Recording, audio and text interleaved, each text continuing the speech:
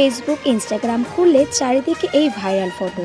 মোটামুটি সকলেরই এই ফটোগুলো তৈরি করা হয়ে গেছে, কিন্তু তুমি কিভাবে এই ফটোগুলো তৈরি করবে আজকে সেটাই দেখাবো। প্রথমেই তোমাকে চলে যেতে হবে গুগলে গিয়ে সার্চ করবে গুগল জেমিনি।